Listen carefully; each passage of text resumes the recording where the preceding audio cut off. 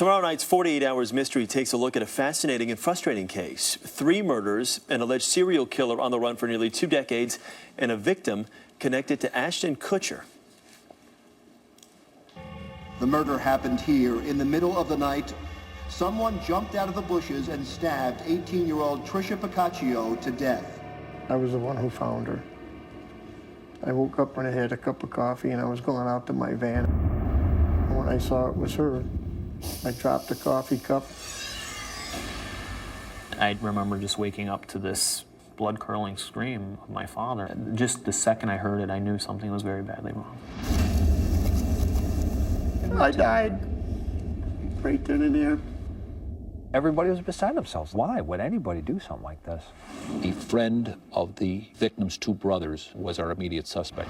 Mike Gargiulo is a very powerful young man, and he flat refused to cooperate with the police. Mike Gargiulo went to California to get out of the scrutiny here in Illinois.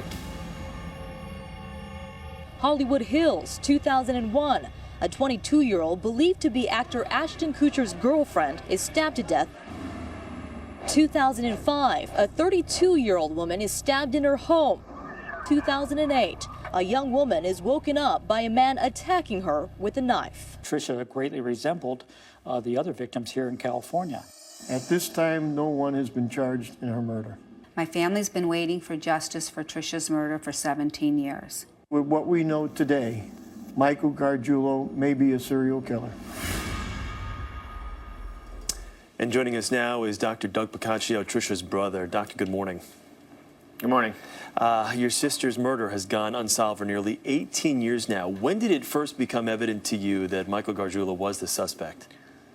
The cold case detectives came out and visited me when I was in my residency in about 2004 and informed me that he was a suspect in a couple of attacks in California and that they had found his DNA at the crime scene of my sister's murder.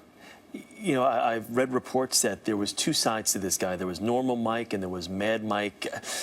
I know they're kind of labeling him the kind of this boy next door thing, but did you ever suspect at all that he was a suspect or that he could be potentially, I guess, guilty of doing something like this?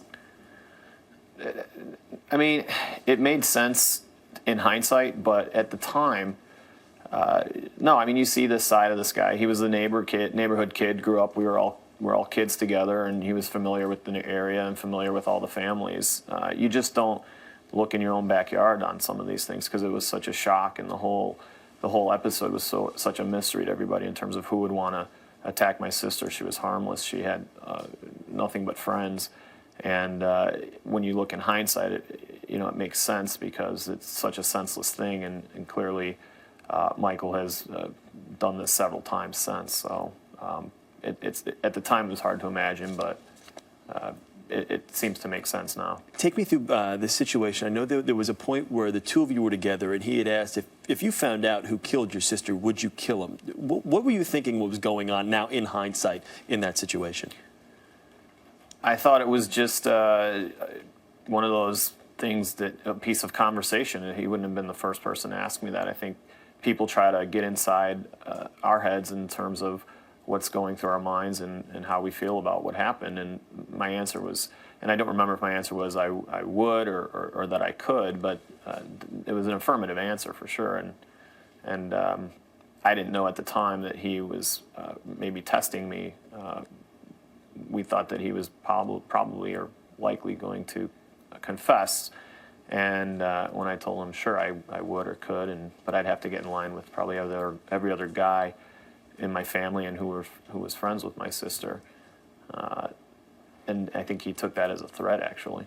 Can you figure out why Chicago law enforcement has not been able to kind of place this, the murder of your sister on Gargiulo? I mean, he's now, I know, going to go on trial in California and could be convicted of other attacks and other killings. I mean, how does that make you feel that he may actually not go to jail for the murder of your sister? We've had the hardest time figuring out why this is happening the way it's happening. They have DNA at the scene. He did not have any contact with her, despite the fact that she had contact with all of her classmates that very night on their senior road rally. So why they haven't pursued this, to me, and being on the inside, it seems somewhat political. I think that they would maybe have to admit that some mistakes were made and reconcile those mistakes. And at times, I think when political careers are involved, it's easier to ignore something that isn't close to them than to actually do the right thing and pursue it. Well, we thank you for taking the time with us here, Dr. Doug Pacaccio. Thanks again. We Thank you. We do thank you for talking with us.